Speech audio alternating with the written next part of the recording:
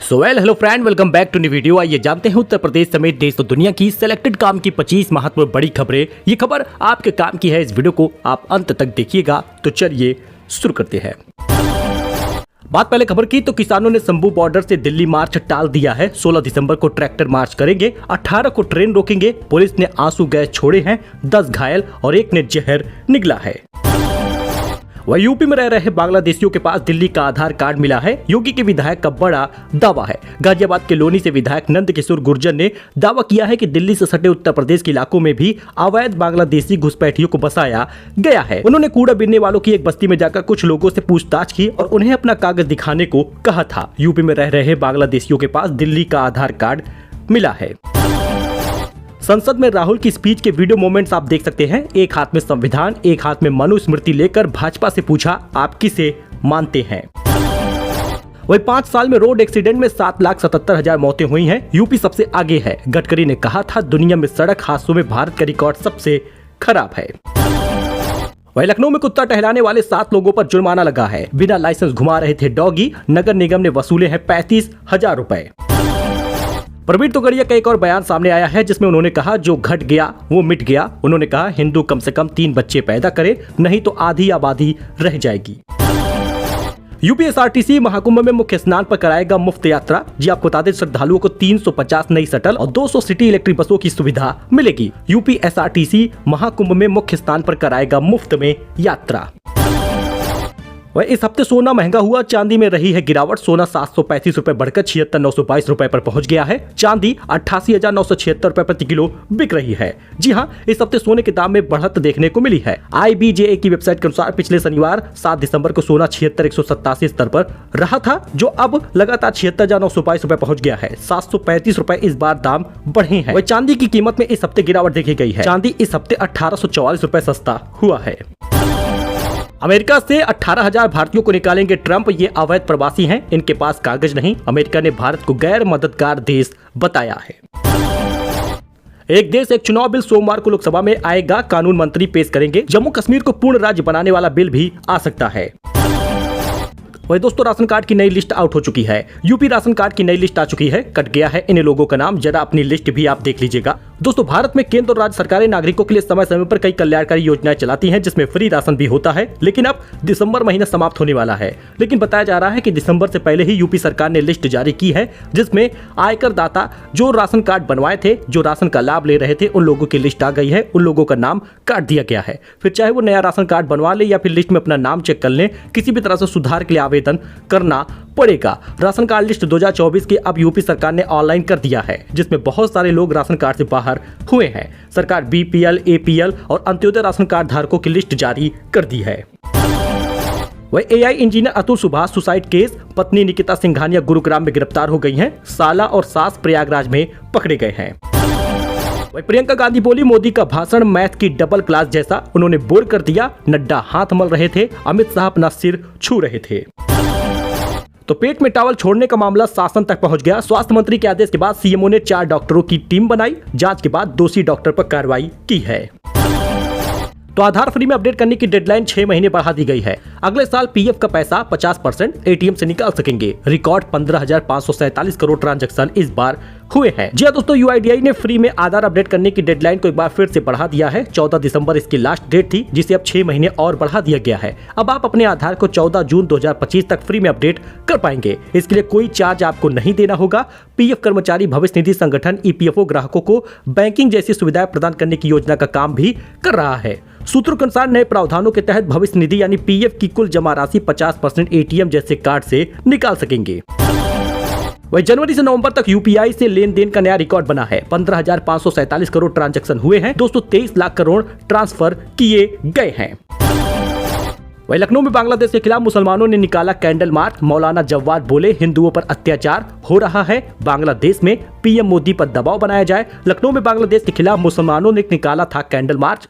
जिस प्रकार से बांग्लादेश में हिंदुओं पर अत्याचार हो रहा है, केंद्र सरकार चुप है। अब ऐसे में मुसलमानों ने भी केंद्र सरकार से पूछ लिया है कि आखिर वो चुप क्यों है, क्योंकि वो हिंदुओं की सरकार है और हिंदुओं के बारे में केंद्र सरकार कुछ भी नहीं कर रही। तो योगी ने अंबानी परिवार को दिया महाकुंभ का न्योता। यूपी के मंत्रियों का कर्नाटक में रोड शो हो रहा है। त्रिवेणी स्नान का निमंत्रण दिया है। जी हां दोस्तों, सीएम योगी आदित्यनाथ ने अंबानी परिवार को कुंभ में आने का न्योता दिया है। महाराष्ट्र के मुंबई पहुंचे योगी आदित्यनाथ ने यह न्योता मुकेश अंबानी के बेटे अनंत अंबानी को दिया है। महाकुंभ में लगे सफाई कर्मियों को सम्मानित करेंगे पीएम मोदी। 15,000 स्वच्छता प्रहरी के जिम्मे होगी सफाई व्यवस्था। प्रशासन तैयारियों में जुटा है। प्रयागराज में लगने जा रहे महाकुंभ को देखते हुए पीएम नरेंद्र मोदी इस बार भी सफाई कर्मियों को सम्मानित करेंगे। पिछले दिनों प्रयागराज पहुंचे प्रधानमंत्री ने इस बारे में चर्चा भी की। महाकुंभ को भव्य, दिव्य और अविस्मरणीय बनाने के लिए प्रशासन की तरफ से लगातार हर संभव प्रयास किया जा रहा है। तो यूपी में ठंड की दस्तक। ठंड ने 20 साल का रिकॉर्ड तोड़ दिया। 1 की मौत हुई। एमपी राजस्थान के 4 शहरों में तापमान 2 डिग्री से कम हो गया है। पंजाब में सीवियर कोल्ड वेव का अलर्ट भी जारी हुआ है। उत्तर भारत के राज्यों में तेज ठंड का दौर लगातार जारी है। उत्तर प्रदेश में 20 साल बाद दिसंबर के दूसरे ही हफ्ते में कोल्ड वेव चल रही है। अमूमन यह तीसरे या चौथे हफ्ते तक शीतलहर चलती है। तेज सर्दी के कारण शनिवार से लेकर मंगलवार तक भयंकर अलर्ट भी जारी किया गया है। सबसे ज्यादा ठंडी अयोध्या में देखी गई है। यहाँ तापमान 3 डिग्री तक पहुंच गया है। राजस्थान में 11 शहरों में सीजन का सबसे कम तापमान दर्ज किया गया है। एमपी और राजस्थान के कुल 15 शहरों में शनिवार से मंगलवार तक 4 डिग्री के नीचे रिकॉर्ड करने का दावा वैज्ञानिकों ने किया है। वही बात किसान निधि की। किसानों को बजट में मिलेगी खुशखबरी। पीएम किसान का पैसा 6,000 रुपए से बढ़कर होगा 8,000 रुपए। इसी फरवरी में आपको बड़ा लाभ मिलने वाला है। किसान निधि तो इसी जनवरी महीने में आ जाएगी। बस 15 से 20 दिन बाकी हैं। लेकिन पीएम किसान सम्मान निधि को लेकर एक बड़ी खुशखबरी आ रही है। सालाना पैसा जो 6,000 रुपए मिलता है वो अब 8,000 रुपए होगा। यह हम नहीं कह रहे, ये मनी कंट्रोल की एक ट्रस्टेड वेबसाइट कह रही है। देश के किसान काफी समय से मांग कर रहे हैं पीएम किसान सम्मान निधि को लेकर। अब ऐसे में देश भर में किसान 1 फरवरी 2025 को पेश होने वाली केंद्रीय बजट में इस बढ़ोतरी की उम्मीद लगाए हैं, क्योंकि सरकार इसके बारे में फीडबैक भी मांगी थी और किसानों ने इसके लिए मांग भी की है। यही कारण है कि इस बार वित्त मंत्री निर्मला सीतारमण से किसानों को उम्मीदें काफी ज्यादा है। छोटे और सीमांत किसानों को राहत देने के लिए सरकार इस योजना के तहत सालाना 6,000 रुपए की 3 किस्त देती है, जो अब 8,000 रुपए तक होगा। 8,000 रुपए सालाना करने पर विचार हो रहा है। फरवरी में ये बड़ा ऐलान हो सकता है। वही भालुओं को देखकर उल्टे पैर भागा टाइगर। सतपुड़ा टाइगर रिजर्व में सफारी के दौरान नजर आया बाघ का सेल्फ डिफेंस। जी हां, नर्मदापुरम के सतपुड़ा टाइगर रिजर्व यानी STR में एक रोमांचक नजारा दिखा। यहाँ भालुओं के डर से बाघ ने रास्ता बदल लिया। भालुओं की फैमिली उसकी तरफ बढ़ी तो वह उल्टे पैर भाग निकला। बंगाल के मंत्री बोले हम बहुसंख्यक बनेंगे, न्याय के लिए मोमबत्ती नहीं जलानी पड़ेगी। बीजेपी बोली यह शरिया कानून की तरफ इशारा कर रहे हैं। पश्चिम बंगाल में ममता सरकार के मंत्री फिरहाद हकीम ने एक बयान पर विवाद हो गया है। एक कार्यक्रम को संबोधित करते हुए फिरहाद ने कहा कि आज मुस्लिम भले ही अल्पसंख्यक हो, लेकिन समय आएगा जब हम बहुसंख्यक होंगे। हमें न्याय के लिए मोमबत्ती जलानी नहीं पड़ेगी।